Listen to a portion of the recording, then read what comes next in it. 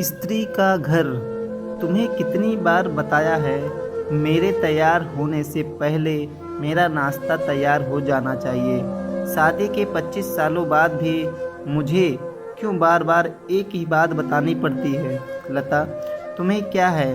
तुम तो आराम से घर पर रहोगी, मुझे काम पर जाना पड़ता है। तुम हो कि हमेशा बेवकूफ़ों जैसी हरकत करती हो। अगर तुम यह जानबूझकर करती हो तो याद रखना, मुझसे बुरा कोई नहीं होगा। आज भी प्रशांत का पारा चढ़ा हुआ था। इन कटु शब्दों में अपना गुस्सा उतारते हुए, गीला तौलिया कुर्सी पर फेंकते हुए प्रशांत गुस्से से लता की तरफ देखने लगा। लता के लिए प्रशांत का यह बेवजह का गुस्सा कोई नई बात नहीं थी। वह महीने में 3-4 बार ऐसे ही लता पर बरस पड़ता था। पहले पहले लता उसका विरोध किया करती थी, लेकिन जब कई सालों तक प्रशांत में कोई बदलाव नहीं दिखा तो लता ने खुद को ही बदल दिया। अब प्रशांत के कुछ भी कहने से लता को कोई फर्क नहीं पड़ता था। प्रशांत की हर बात वो चुपचाप सिर नीचे झुकाए सुन लेती थी। शादी के पहले 5 साल तक लता ने पूरी कोशिश की थी कि प्रशांत को बदला जाए, लेकिन फालतू का गुस्सा करना और बाद में लता को भला बुरा कहना, यह मानो जैसे उसकी आदत बन गई थी। कोई भी वाद विवाद होता तो प्रशांत सीधा लता को बोल देता, अगर मैं तुम्हें अच्छा नहीं लगता तो क्यों नहीं चली जाती अपने मायके, क्यों रहती हो मेरे साथ?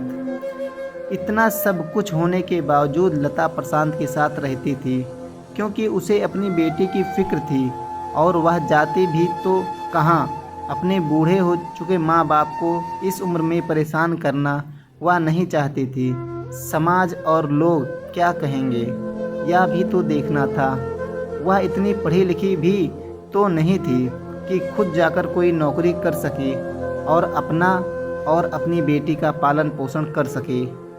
लता को अब अपनी फिक्र नहीं थी। उसको फिक्र तो बस अपनी शादी लायक हो रही बेटी की। लता नहीं चाहती थी कि पति पत्नी के झगड़े की वजह से काव्या डिस्टर्ब हो।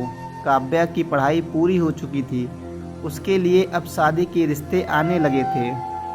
कई रिश्तों को काव्या ठुकरा चुकी थी।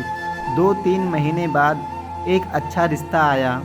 रिश्तेदारों और पहचान के लोगों ने भी लड़के के बहुत गुणगान किए थे। प्रशांत एक शाम अपनी बेटी के पास बैठकर उसे बताने लगा, काव्या बहुत अच्छा लड़का है, पढ़ा लिखा है, बड़ा घर है, बहुत अच्छी नौकरी है। ऐसे रिश्ते बार बार नहीं आते बेटा, इस बार मना मत करना। काव्या अपने पिता से ज़्यादा बात नहीं करती थी, शायद डरती थी या शायद नफरत करती थी, लेकिन आज वो अपनी पूरी हिम्मत इकट्ठा कर बोली, मुझे अभी शादी नहीं करना है पापा, मैं नौकरी करना चाहती हूँ, खुद अपने पैरों पर खड़ी होना चाहती हूँ।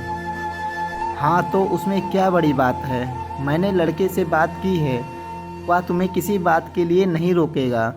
तुम शादी के बाद भी नौकरी कर सकती हो, वह तुम्हें नौकरी के लिए परमिशन दे देगा।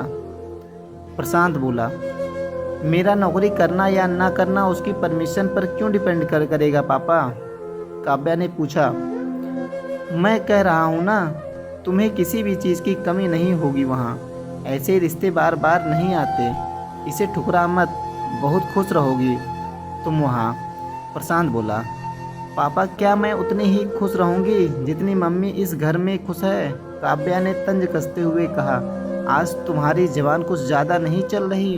प्रशांत गुस्से से आंखें बड़ी करते हुए बोला, पापा मुझे शादी ही नहीं करनी है, क्योंकि शादी के बाद अगर वह लड़का आपके जैसा निकला तो मैं क्या करूँगी? मुझे आपके जैसा जीवन साथी नहीं चाहिए जो बिना बात के मुझ पर हमेशा चिल्लाए। मुझे कुछ भी अपनी पसंद का लेना हो तो 10 बार सोचना पड़े, कहीं वह नाराज़ ना हो जाए। मेरी तबीयत कैसी भी हो उसे परवाह ना हो, रोटी थोड़ी सी मोटी बन जाए तो घर सर पर उठा ले, उसकी चेक बुक ना मिले तो भी मेरा ही दोष निकले, और हर छोटी मोटी बात पर मुझे मायके जाने के लिए कहे। काव्या ने अपना दिल खाली करते हुए पापा से सब कह दिया। प्रशांत का गुस्सा सातवें आसमान पर था, लेकिन उसके मुंह से एक भी शब्द नहीं फूट रहा था। वो काव्या की बातें सुन रहा था। काव्या उतना ही बोलकर चुप नहीं हुई। आज पहली बार वह अपने पापा के सामने इतना कुछ बोल रही थी। पापा, आपने माँ के साथ हमेशा गलत व्यवहार किया है। आप अपने ऑफिस का गुस्सा बिना सोचे समझे माँ पर उतार देते हैं। कभी इस बात की परवाह भी नहीं करते कि उन्हें कैसा लगता होगा। आपकी बातें सुन सुन माँ ने अपना स्वाभिमान खो दिया। प्रशांत आज पहली बार अपने किए बर्तावों को महसूस कर पा रहा था। वो इतना ही बोल पाया, जो तुम्हारा मन है वो करो, मैं तो इतना बुरा हूँ ना। काव्या ने प्रशांत का हाथ पकड़ा और बोली, पापा, मुझे सिर्फ एक सवाल का जवाब दे दो। क्या आप चाहेंगे कि मेरा पति आपके जैसा हो? अगर आपका जवाब हाँ है तो कर दीजिए मेरा रिश्ता आज ही, और ना है तो मुझे आत्मनिर्भर बनने दीजिए। प्रशांत कुछ भी ना बोल पाया और वहाँ से चुपचाप बाहर चला गया। आज उसे लता के सामने जाने में शर्म आ रही थी। चलते चलते उसकी आंखों से आंसू बह रहे थे। प्रशांत ने आज से अपने आप को बदलने का निश्चय किया। अगले दिन से लता ने अपने पति में काफ़ी बदलाव देखा।